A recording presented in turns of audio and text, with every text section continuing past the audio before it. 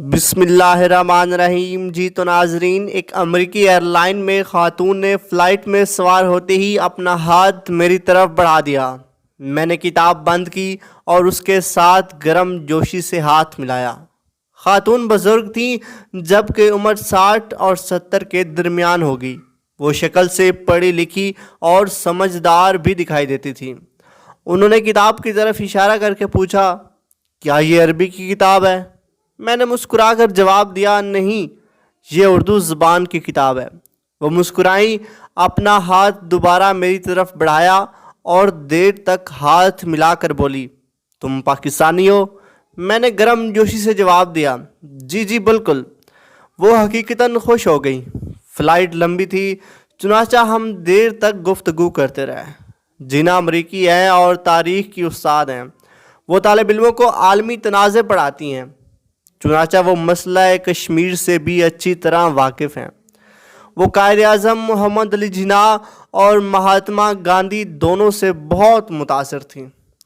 انہوں نے مجھ سے پوچھا، کیا تم نے گاندھی کو پڑھا ہے؟ میں نے جواب دیا، جی ہاں، میں نے گاندھی کی آٹوبایوگرافی بھی پڑھی ہے اور ان کے ساتھ سماجی گناہوں کا مطالعہ بھی کیا ہے۔ جینا نے مجھ سے گاندھی کے ساتھ سماجی گناہوں کے بارے میں پوچھا۔ میں نے عرض کیا، پوپ گریگوری اول نے 950 عیسوی میں 7 خوفناک گناہوں کی فہرست جاری کی تھی۔ ان کا کہنا تھا کہ انسان کو 7 گناہ ہوس، بسیار خوری، لالچ، کاہلی، شدید غصہ اور تکبر ہلاک کر دیتے ہیں۔ انسان اگر ان 7 گناہوں پر قابو پا لے تو یہ شاندار، بھرپور اور مطمئن زندگی گزارتا ہے۔ گاندھی جی نے پوپ گریگوری کے 7 گناہوں کی فہرست سے متاثر ہو کر 1925 میں 7 سماجی گناہوں کی فہرست جاری کی۔ ان کا کہنا تھا کہ جب تک کوئی معاشرہ ان 7 گناہوں پر قابو نہیں پاتا، وہ معاشرہ اس وقت تک معاشرہ نہیں بنتا۔ گاندھی جی کے بقول اصولوں کے بغیر سیاست گناہ ہے، کام کے بغیر دولت گناہ ہے، ضمیر کے بغیر خوشی گناہ ہے، کردار کے بغیر علم گناہ ہے، اخلاقیات کے بغیر تجارت گناہ ہے، انسانیت کے بغیر سائنس گناہ ہے اور قربانی کے بغیر عبادت گناہ ہے۔ یہ 7 اصول بھارت کے لیے گاندھی کا سماجی ایجنڈا تھا۔ وہ مسکرائیں، مجھے تھپکی دی اور پھر پوچھا، کیا تم قائد اعظم محمد علی جناح کے 7 اصول بھی بیان کر سکتے ہو؟ میں نے مسکرا کر جواب دیا، قائد اعظم پریکٹیکل باصول انسان تھے۔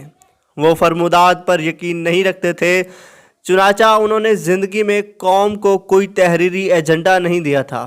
وہ میری طرف دیکھتی رہی۔ میں نے عرض کیا، گاندھی اور قائد اعظم میں فرق تھا۔ گاندھی فلاسفر تھے اور قائد اعظم عظیم پریکٹیکل انسان تھے۔ وہ کہنے کے بجائے کرنے پر یقین رکھتے تھے۔ اس لیے ہمارے پاس اقوال سے زیادہ قائد اعظم کی مثالیں موجود ہیں۔ میں خاموش ہو گیا۔ وہ بولی، میں وہ مثالیں سننا چاہتی ہوں۔ میں نے عرض کیا، مثلاً قائد اعظم نے پوری زندگی وقت کی پابندی کی، پوری زندگی قانون نہیں توڑا، پوری زندگی اقربا پروری نہیں کی، پوری زندگی رشوت نہ دی اور نہ لی، پوری زندگی اپنے مذہبی رجحانات کی نمائش نہیں کی۔ وہ سنی تھے، وہابی تھے یا پھر بریلوی۔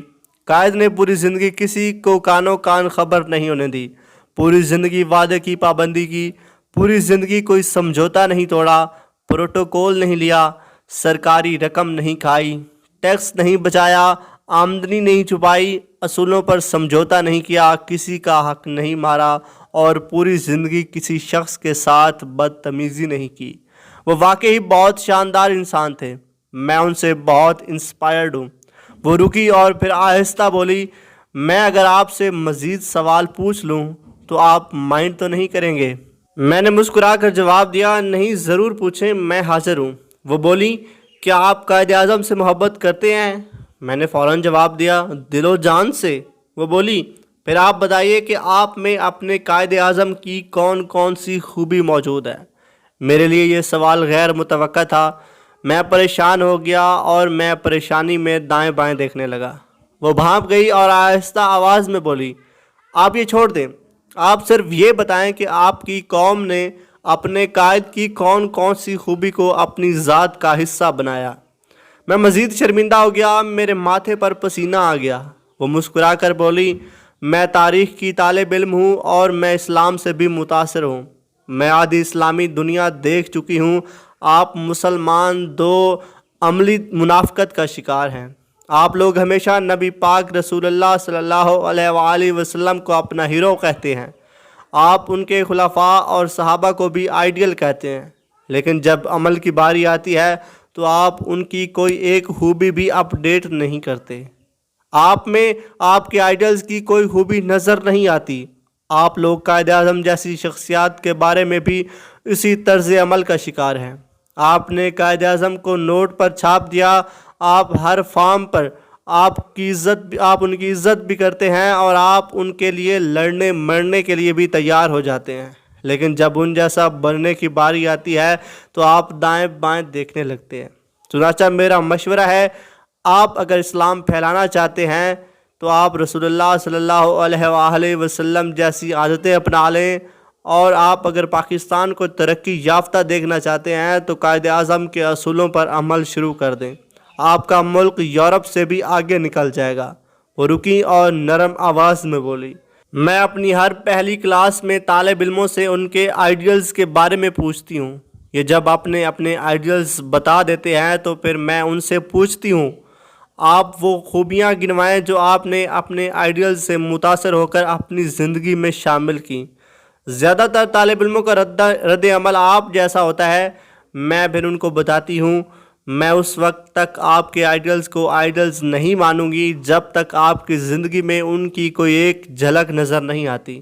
آپ اگر دل سے اپنے آئیڈیلز کو اپنا آئیڈیلز سمجھتے ہیں تو پھر آپ میں ان کی عادتیں بھی موجود ہونی چاہیے، ورنہ پھر آپ منافق ہیں، اور میں نے زندگی میں کسی منافق کو کبھی مطمئن اور اچھی زندگی گزارتے نہیں دیکھا۔